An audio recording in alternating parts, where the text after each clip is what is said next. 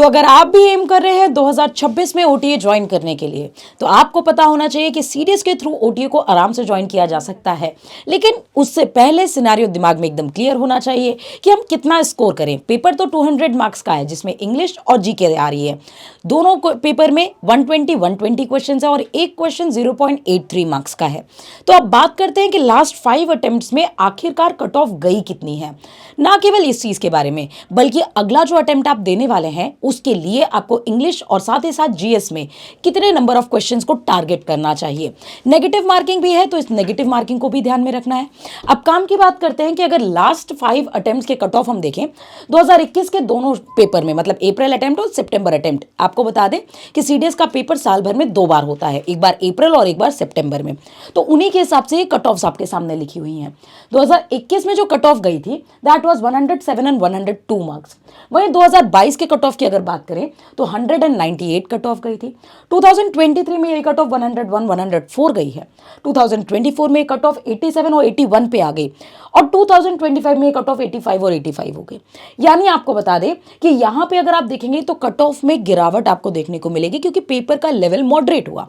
Obviously जब भी cut off decide करते हैं तो बहुत सारे फैक्टर पे डिपेंड करता है, नंबर ऑफ वैकेंसी पे, नंबर ऑफ एप्लीकेंट्स पे, और साथ ही साथ क्वालिटी ऑफ पेपर, यानी इजी, मॉडरेट और हार्ड लेवल पे तो नहीं है पेपर।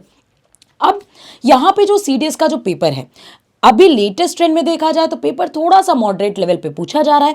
अब मेन एम ये है कि हम कितना टारगेट करें अगले अटेम्प्ट के लिए। तो आपके दिमाग में एक मिनिमम स्कोर को क्लियर कर देते हैं कि आपको सेफ अटेम्प्ट लेकर के चलना है 130 क्वेश्चंस का।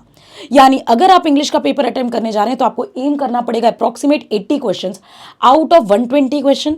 और वहीं अगर पैरेलली जीएस की बात करें तो जीएस में 50 क्वेश्चंस, क्योंकि डेफिनेटली कुछ नेगेटिव भी होगा। अब आपको लग रहा होगा मैम आप तो बहुत ज़्यादा क्वेश्चंस बता रहे हैं, तो आपको बताएं कि जीएस में हालांकि बहुत ज़्यादा स्कोर करना पॉसिबल नहीं हो पाता, तो इंग्लिश एक स्कोरिंग पार्ट होता है वहाँ पे। नेक्स्ट, क्यों मैंने 130 क्वेश्चन तक का एम किया, क्योंकि 130 क्वेश्चन इंटू 0.83 तब जाके आपका स्कोर 107 तक पहुंच पा रहा है। दैट मीन्स कि आपको जो एम करना होगा इतने नंबर ऑफ क्वेश्चंस करने होंगे।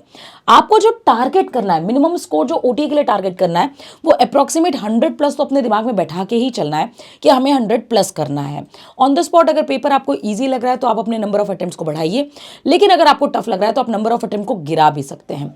नेगेटिव मार्किंग इसमें मेजर रोल प्ले करती है, तो ये गलती नहीं करना है कि आप बहुत ही ज्यादा नेगेटिव अटेम्प्ट करते हुए चले जा रहे हैं।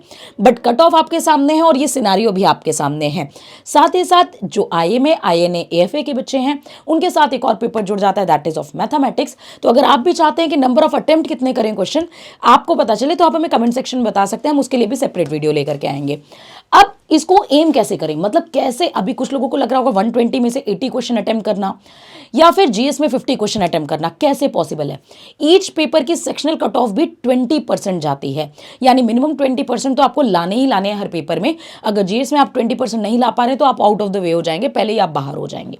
तो वाकई अगर आप सीडीएस का बैच ज्वाइन करना चाहते हैं तो आप जुड़ सकते हैं हमारे साथ लक्ष्य बैच के थ्रू, जहां 3 मंथ का क्रैश कोर्स आ चुका है, जहां पे आपको मिलेंगे बेहतरीन फैकल्टीज जो अपने क्षेत्र में अभी तक का 20 साल तक का एक्सपीरियंस लेकर के आ चुके हैं, और साथ ही साथ बढ़ते ट्रेंड में वो आपको सिखाएंगे कि किन क्वेश्चन को अटेम्प्ट करना है और किन क्वेश्चन को छोड़ना है, नेगेटिव मार्किंग को अवॉइड करना और साथ ही साथ एग्जाम ओरिएंटेड पढ़ाई करना। ये दोनों ही आपको इस बैच में कॉम्बो मिलेगा। तो आज ही कॉल करिए 9696330033 एंड सारी इन्फॉर्मेशन को ग्रैब करिए।